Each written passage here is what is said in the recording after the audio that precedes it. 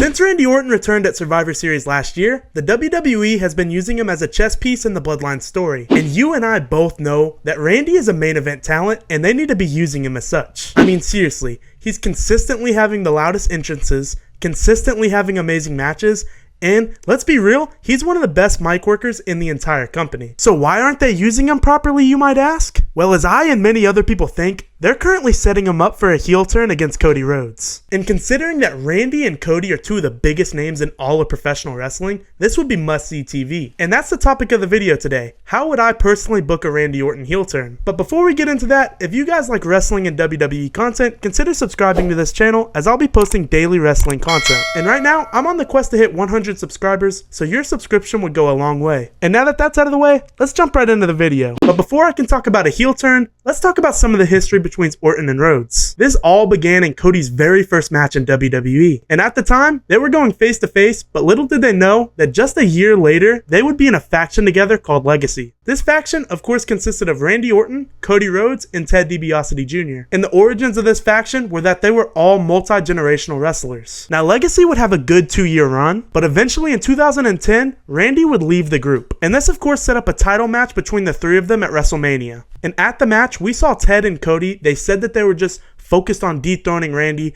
It didn't matter who won the belt, they said. But throughout this match, we slowly started to see them turn against each other. And because, they couldn't put their differences aside, Orton ended up winning this match. And like I said, this match marks the end of Legacy as Ted DiBiase and Cody Rhodes both turned on each other and Orton had already left the group. However, this wouldn't be the end of Randy and Cody's story, because in 2013, Randy and Cody actually had a singles match where Randy ended up winning. And the stipulation for this individual match is that Cody Rhodes got fired. And as a kid, I really thought this happened. I really thought Randy won and Cody got fired because of it. But as you grow up, it turns out that Cody and Brandy, I believe the story is they just wanted to have a honeymoon, so they just rid him off the storyline for a couple of weeks. But fast forward a couple of years, and in 2016, Cody Rhodes actually quit from the WWE. This was due to a number of reasons that we won't even get into in this video. Just look up that on YouTube and it's a whole rabbit hole in itself. But of course, if you fast forward 6 years, Cody Rhodes made his long-awaited return to the WWE in 2022. Now at the time, Randy was still dealing with a back injury, so we didn't get any interactions between the two. Until that is, like I said earlier, when Randy returned at Survivor Series last year. And since then, the two have been on and off screen best friends. Or so we thought. Because over the last couple of months,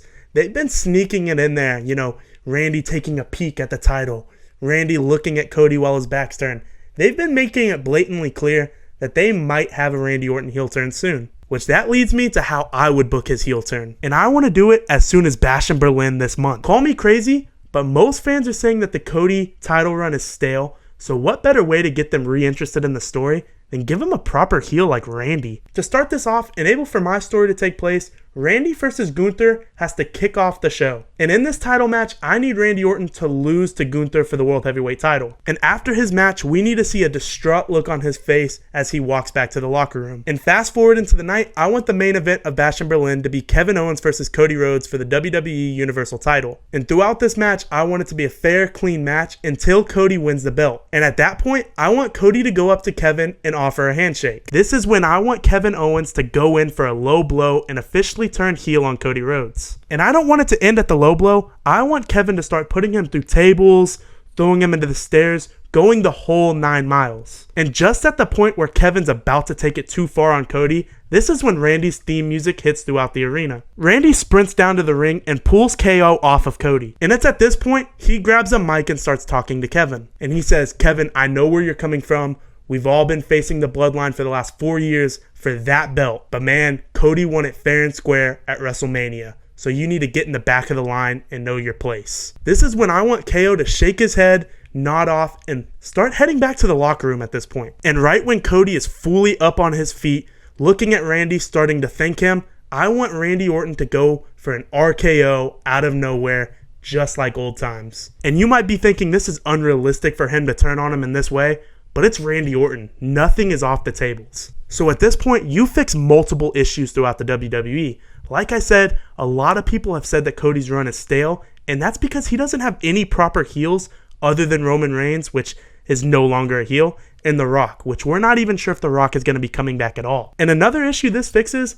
this lets Roman and Solo have their own separate storyline, and we can keep Cody out of it because, you know, I don't expect this feud with Orton to be a short one at all. If the plan is Roman Reigns versus The Rock at WrestleMania 41 this year, then we need a feud for Randy and Cody to happen at WrestleMania 41 as well. But of course, you can't wait that long until you have a match, so we're going to have something more realistically at Survivor Series this year. But to get back to hypotheticals, after the RKO, we would need Cody to miss some time, maybe 2-3 weeks after this, to kind of sell the injury and to sell the heel turn. We saw this multiple times throughout the Bloodline story with Roman's belt, where something would happen and Roman would take time off screen to build up the story and to build up the chances that he might lose the belt. And the lead up to this would be sick because we would have the WWE Universe back in Cody Rhodes' corner just like they were before WrestleMania, you know, because we like to see Cody chasing a goal, finishing his story, most would say. But also, you're going to have another side of fans that wants to see, you know, they want to see Randy have another title run. So this feud can be a great dynamic that I would love to explore. And it's all just a matter of if they're willing to make this turn this soon. And if they are, I really think if they booked it this way, it could be feud of the year or even feud of the decade. And that is how I would book a Randy Orton heel turn in 2024. Let me know down in the comments if you think I did a good job or how you would personally do it. And also let me know if you guys want to see more hypothetical videos like this. Thank you guys for watching and see you in the next one.